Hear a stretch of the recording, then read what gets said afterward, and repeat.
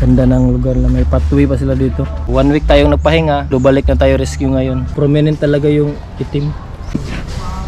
Dito na yung ulo.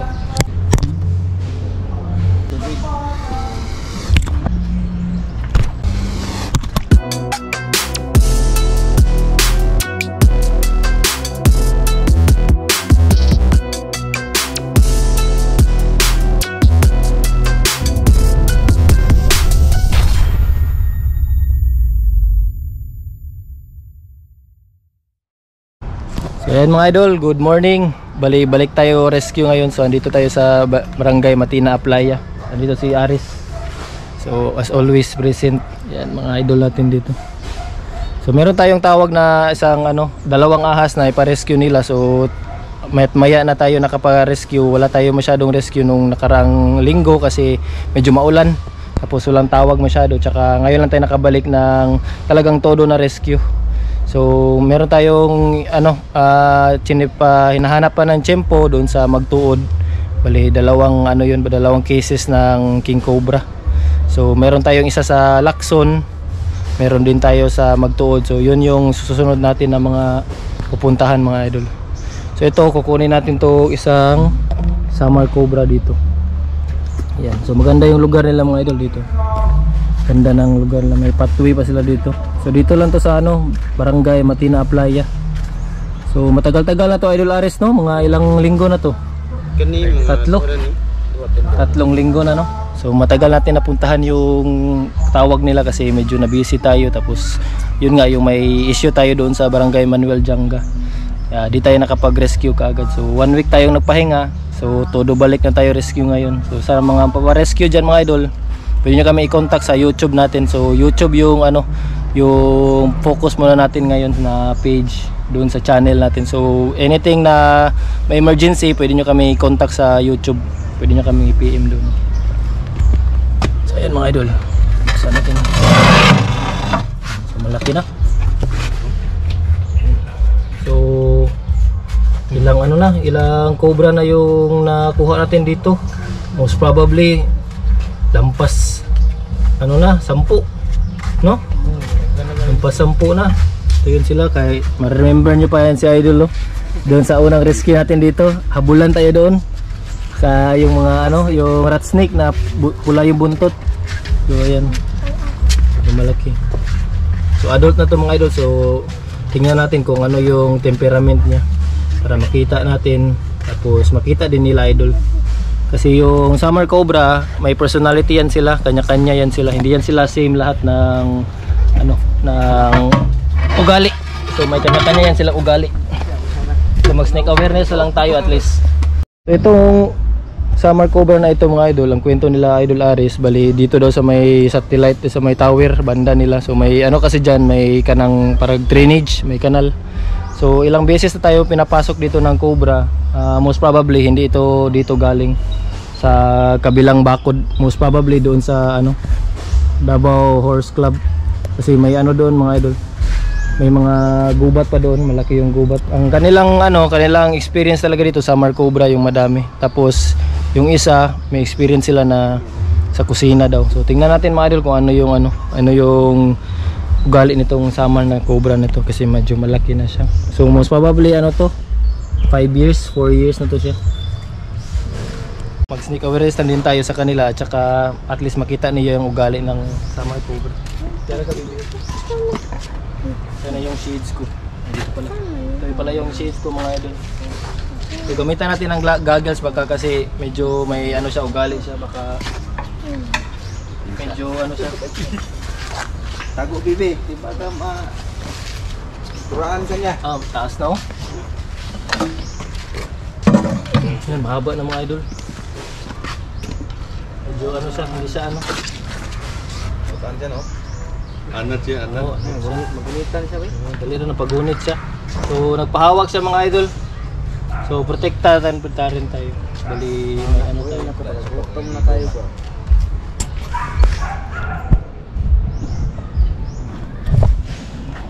So mahaba na siya. Iwasan lang natin yung mga quick movements kasi yun yung nakapa-trigger sa kanya. So mahaba na siya mga idol. Yan, pag gumalaw yung paa ko mga idol, tatayo to siya.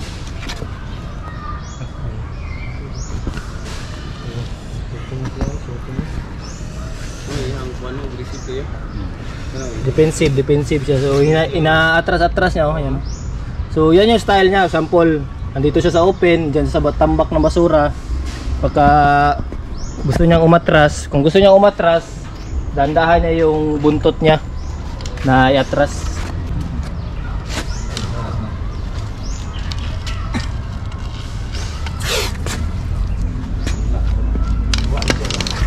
Wala siya kaluwa.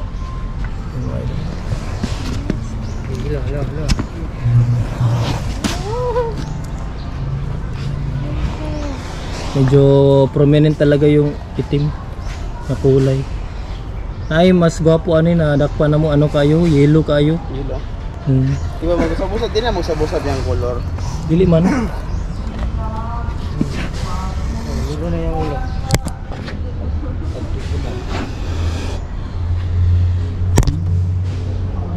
Wala siya galuwa. Wow, siguro kayo ni dehydrated ni ba? Uga na kayo ni yung tilaok.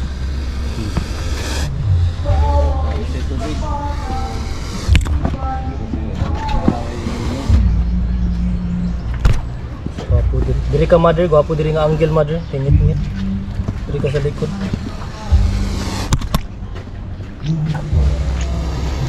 Bang, kaigit to.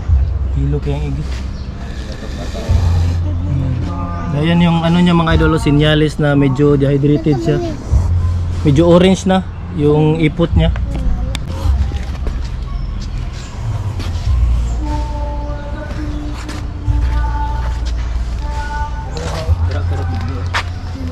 Pasilo siya pag ano isog. Terpuan mo. So makikita niyo mga idol, oh, hinawakan ko yung buntot niya. Pero mas ano lang siya, mas defensive lang siya sa harap niya. Kung saan yung ano, saan yung gumagalaw sa harap niya.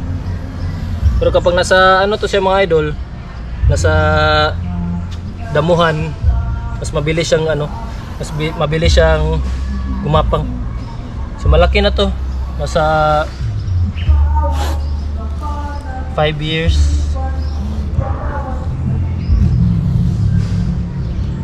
So always talaga mga idol, kung nasa damuhan or na dito kayo sa site, mas better talaga na may buta kayo. Kasi hindi natin alam yung mga tambak-tambak, baka may naligaw na ahas gaya ng cobra. So most probably baka magkagat kayo kung wala kayong buta. Yung fangs nila mga idol, hindi yan ano, hindi yan didikit sa ano, hindi yan tatagos.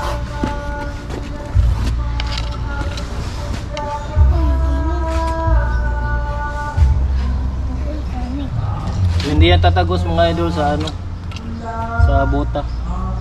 So pagkain nila most probably mga ano lang, mga daga tsaka mga ano palaka.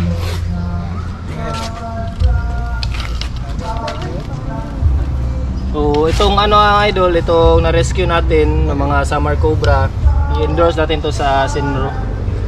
So wala na tayong releasing ngayon sa wild, bali endorse tayo lahat para mas formal.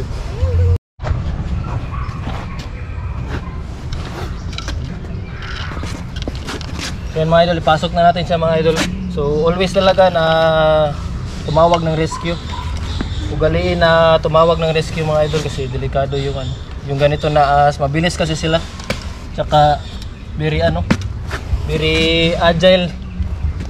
Hindi mo alam kung kailan sila kakagat. So hindi mo alam kung kailan siya kakagat mga idol. Yung belly niya mga idol, kita niyo mga idol. So summer cobra, black and yellow talaga siya na kulay. Tsaka huwag yung gayahin yung ganito na mga ano idol na paghuli. Kasi nagawa lang namin to para ano, para mas kalmado yung ahas. Kasi kapag iniipit mo yung ahas mga idol, gaya ng meron tayong ano, yung snake hook, yung snake clip, yung ginagamit nila idol Aris. Medyo ano kasi parang nagagalit siya. So mahirap siyang i-handle kapag iniipit siya. So ganito yung ano, ito yung ginagamit natin mga idol para kalmado yung ahas. So ganito na ano mga idol, ganito na makikita nyo na purma nila. kalmado lang yan sila. Kasi bihira lang yung tumatayo. Tapos puro lang sila escape. Puros lang sila atras. Kapag tayo yan, dumudura sila parati, yun yung parang defensive sila. Pasok natin mga idol. So ingatan nyo yung kamay nyo mga idol. Ayan, idol man. Kasi pwede yan silang umikot. Tapos yun yung makagat nila, yung kamay mo.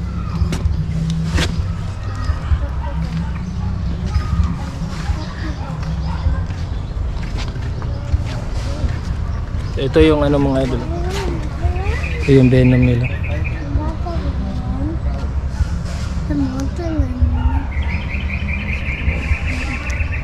So may sugat na yung ilong niya. Ayan.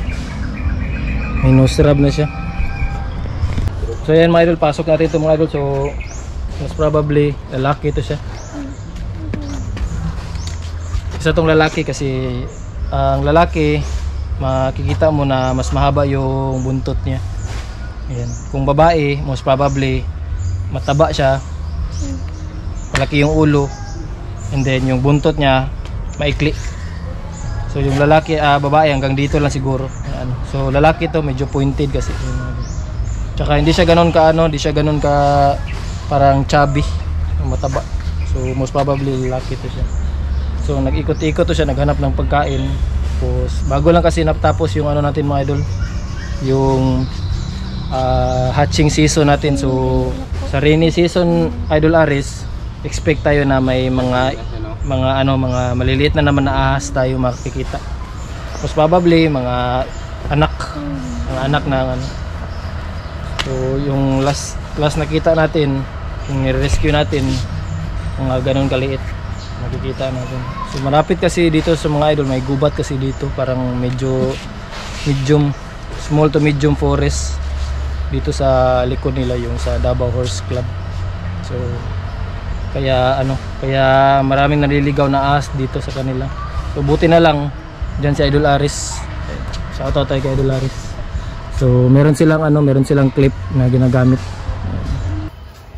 So yan mga idol, bali nag-change tayo ng camera kasi parang nasira yung GoPro natin. So ito yung pangalawa mga idol, most probably baka babae ito. Tingnan natin yung buntot niya. So maliit pa to, mas maliit siya. Mas maliit siya ng mas younger siguro to ng 1 taon. Ay pasok natin. Mother, wait mother. Ay pasok natin mga idol. Dito diyan ka. Ako sa likod sa loob. Umay pa. 3 weeks.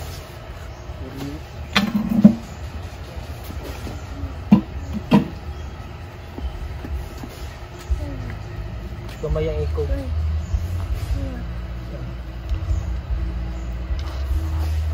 Nakikiramdam pa sa mga idol. Dito ka dapat sa kong right naman. So mas paspas yan. Sa mga gagmay, mas paspas, mas kani sila, mas dagag cases na makapaking ng gagmay. Usually mga gagmay dito na makapaak kay pagtik.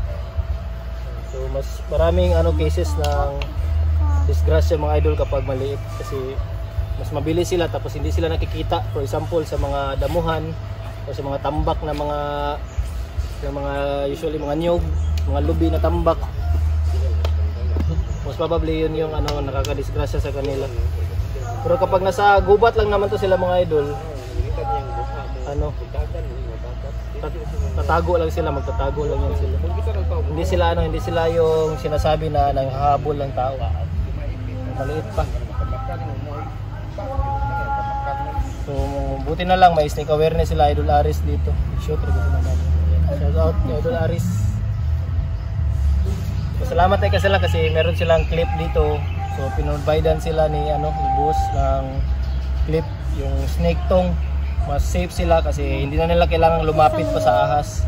Kasi kapag the more na inalapitan mo yung ahas mga idol,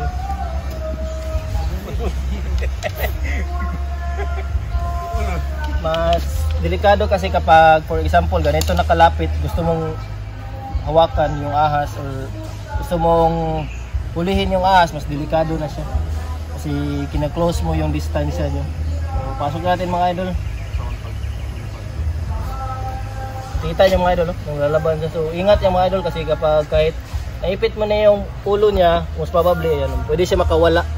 So pag hinawakan mo, inakma mong hawakan tapos naka-atras yung ulo niya, makakagat kayo. So tawag na ng rescue mga idol kung wala kayo mga ipit na tulad na kanila ano. Tulad na kanila Aris na wala kayong snake tung. Mas mahirap mga idol, oh. Medyo nalalaban na siya, nahabol na siya. So kapag nakaano to mga idol, nakaano to sa nipitan na siya. Nakapunta to sa damuhan, mahirap na siyang habulin. Mabilis siya mga idol. Nagagalit na siya mga idol.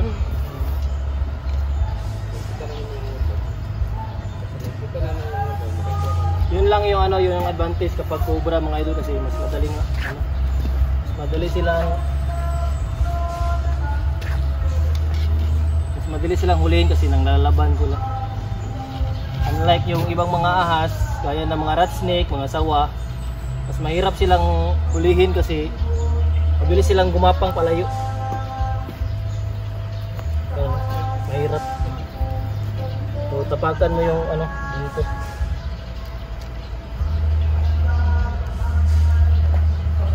So wag niyong gayahin yung mga ganito na technique mga idol, magtawag lang kayo ng rescue. Kasi yung technique namin mga idol, ilang taon na kaming ano, may experience na. So always may training kami nito sa paano mag-handle ng ahas, lalo na yung mga cobra. Focus rin na.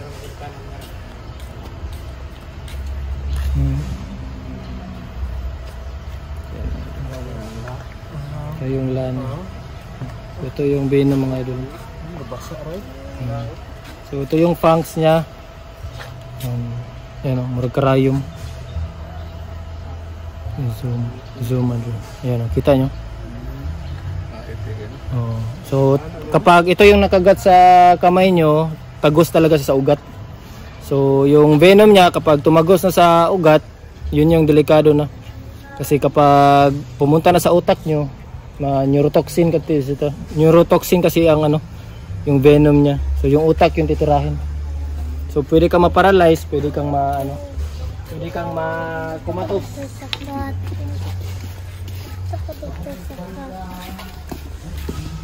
Lapan mo ano? Lapan mo kids nila nga ang iring di sulatan ng cobra. Wala pong gaway no. Wala pa. Sukad. So, pasok natin mga idol para at least ma-safety na yung ahas. So parang madali lang mga idol pero mahirap to mga idol. Huwag niyong gayahin itong mga ganito. Kasi yung ano mga idol, itong mga technique namin mga idol, kailangan mong gawin na 100% kasi split second lang yung disgrasya. Lalo na kung sa summer cobra, mabilis kasi lang kumagat. So dapat may ano ka mga idol, meron kang mga technicality na ginagawa kasi kapag bumalik sila sa iyo, tapos nakatalikod sila, galing sila sa ano, isang posisyon, tapos nahawakan mo siya, bigla siyang babalik, yun yung disgrasya. Salamat tayo kanila idol, ayan. Salamat. So, makikita nyo yung tambak mga idol, oh. Ang dami silang tambak dito, so napakaganda ng ano, area nila. Dito tayo sa Barangay Matina, Aplaya. Salamat kay Idol. Ay, gano'n mo doon, kalimutan doon. Delbert Pangan. Delbert. Ayan si Idol Delbert. Remember nyo mga idol, yung mga habulan natin no, nandito yun siya. Ayan. Ayan, dito tayo mga idol. Ang ganda ng lugar nila mga idol. Sa dalawang ahas yung ano, yung rescue natin. Dili. Wala no? Oo, dili. Anong ito? Wala. Parang nalulukay no, wala ko na no. Ah, wiran lagi na sa kung bata na to. Wato to ginagamitan ka sila. Pero paak na pala siya. Paak siya kung ma-threaten siya. Ano, pero bihira lang gyud ang case ng kamaak siya kay. Paspas mo ka na sila mo kamang. So yan mga idol, paalam na tayo. Pasalamat tayo kay Idol Aris. Tsaka kay pakagin mo doon. Jason. Idol Jason, ayan. So dito sila naka-assign. Yun to yung dalawang Summer Cobra. Endorse natin to sa Senro. So shoutout pala kay Sir Tata Briones ng Senro Bangkal. So sir, magkita tayo sir. Puntahan, bisitahin kita sa office maybe next week. Salamat mga idol, sunod na rescue, naka-rescue na din tayo. So may mga future tayo na mga ano tinitingnan na mga area, yung Magtuod tsaka yung Lower Lacson. So So pupunta kami ng Purok 3, Lower Lacson dito sa Kalinan. So most probably King Cobra pa rin yung ano. So susunod na rescue mga idol, salamat. So mga idol, pauwi na tayo mga idol. So tumambay tayo dito sa may Ripside banda. So shoutout kay Nila Upaw tsaka kay Making. Ayan. Bisita kayo dito sa Ripside mga idol. Yan, ang ganda. Ganda ng shop nila. So dito lang yan sa labas ng mga idol. Barangay Matina, Pangi. Yan yung site.